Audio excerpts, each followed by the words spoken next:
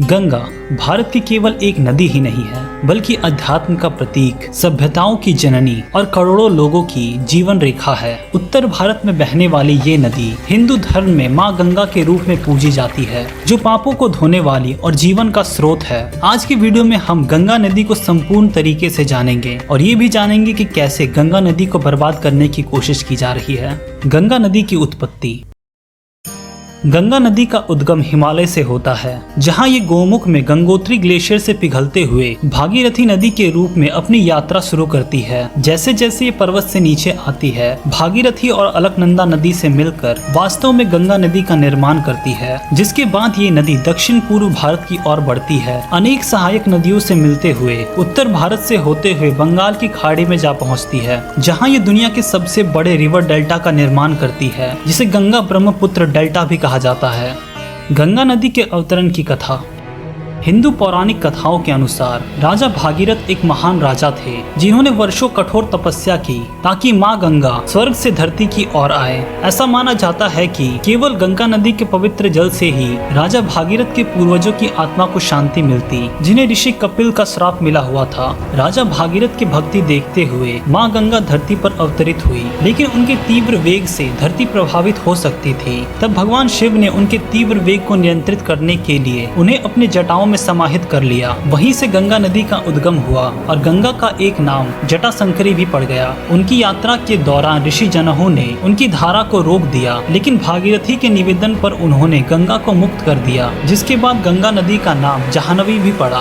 गंगा को त्रिपदका भी कहा जाता है, जिसका अर्थ है जो तीनों लोकों में बहती है, स्वर्ग, पृथ्वी और पाताल। हिंदू मान्यताओं के अनुसार इनके जल में पापों को धोने और मोक्ष प्राप्त कराने की शक्ति होती है।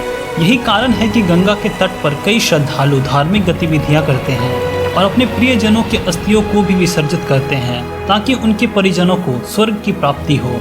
गंगा में अस्थियां विसर्जित करने को लेकर एक कहानी काफी ज्यादा प्रसिद्ध है। कहानी कुछ इस प्रकार है। महाभारत काल में हस्तिनापुर के राजा महाराज शांतनु ने रानी को पहली बार गंगा किनारे देखा। राजा रानी की सुंदरता को देखकर मोहित हो गए और उनके सामने विवाह का प्रस्ताव रख दिया। रानी ने विवाह का प्रस्ताव स्वीकार कर लिया, लेकिन उससे पहले उन्होंने राजा से एक शर्त रखी कि रानी कुछ भी करे, लेकिन राजा उनसे कोई प्रश्न नहीं करेंगे। अगर किया तो रानी हमेशा के लिए उन्हें छोड़कर चली जाएगी। कुछ समय बाद रानी को एक पुत्र की प्राप्ति हुई। रानी ने अपने पुत्र को उठाया और गंगा की ओर चली गई। राजा भी उनके पीछे पीछे उन्हें देखने के लिए चले गए। राजा ने देखा कि रानी ने अपने बच्चे को गंगा में बहा दिया। राजा अपने वचनबद्ध होने के कारण रानी से कुछ ना पूछ पाए। रानी ने ऐसे करते हुए अपने दूसरे, तीसरे, चौथे, पांचवे, छठे और सातवें बच्चे तक को गंगा में बहा दिया। आठवां पुत्र होने के बाद रानी उसे भी गंगा में बहाने जा रही थी। इस बार राजा से रहा नहीं गया। उन्होंने रानी से ये पूछ ही लिया कि वो ये सब क्यों कर रही है। रानी ने उन्हें उनकी प्रतिज्ञा याद दिलाई, लेकिन राजा से रहा नहीं गया। तब रानी ने बताया कि वो ब्रह्मा की पुत्री गंगा है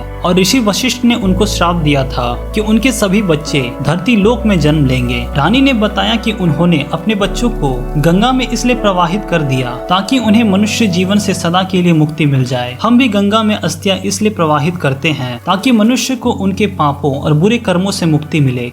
भारत की जीवन रेखा।